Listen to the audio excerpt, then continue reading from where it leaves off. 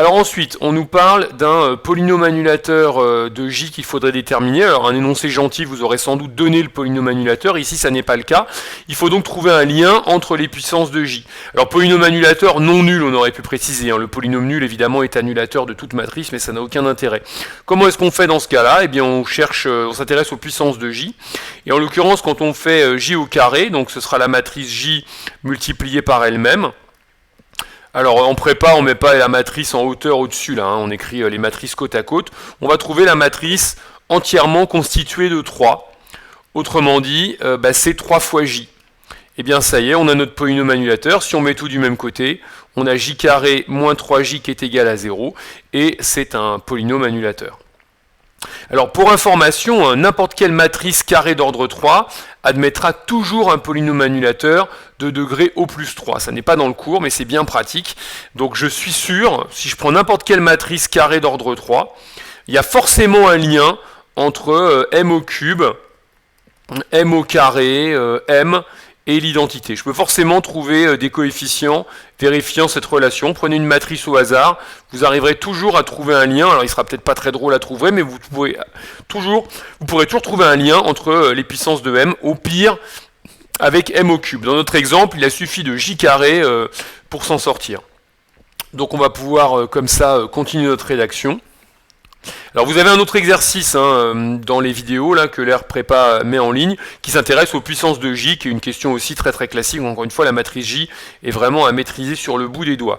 On a J au carré qui est donc égal, alors on va poser le produit matriciel sur sa copie. Il n'y a pas vraiment moyen de prouver qu'on a réfléchi vraiment au calcul, parce que là on ne va pas détailler en 1 plus 1 plus 1. C'est la matrice donc entièrement constituée de 3, la matrice J au carré. Et donc, on trouve 3 fois J.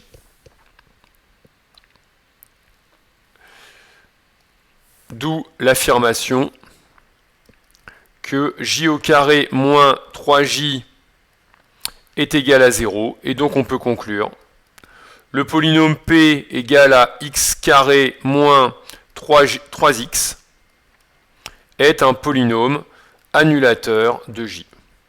Très très souvent, il y a des polynômes annulateurs qui interviennent. Ça sert surtout en deuxième année, quand on va parler de diagonalisation, et donc on va en parler dans les questions suivantes, mais c'est une question très très classique. Alors je le disais, oui, toute matrice admet forcément un polynôme annulateur, et ici, comme parfois, ça peut servir à étudier l'inversibilité, voire même à trouver l'inverse. Alors dans cet exemple-là, on a déjà vu rapidement à la question 1 que la matrice n'était pas inversible, mais en fait, si on creuse un petit peu, là, si vous mettez en facteur J, vous avez J facteur de J moins 3 fois l'identité, attention à ne pas mettre J moins 3, ça n'aurait aucun sens, qui est égal à 0. Donc on pourrait s'intéresser à l'inversibilité de J en raisonnement par l'absurde.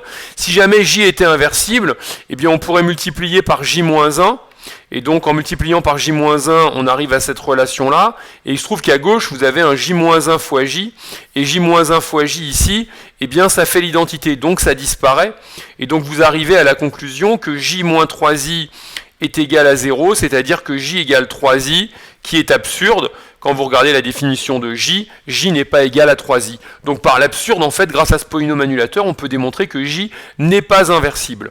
Bon, ici, c'est pas très intéressant, parce qu'on a conclu déjà ça, grâce à la question 1. Mais bon, je le fais remarquer en passant. Alors maintenant, on va passer à la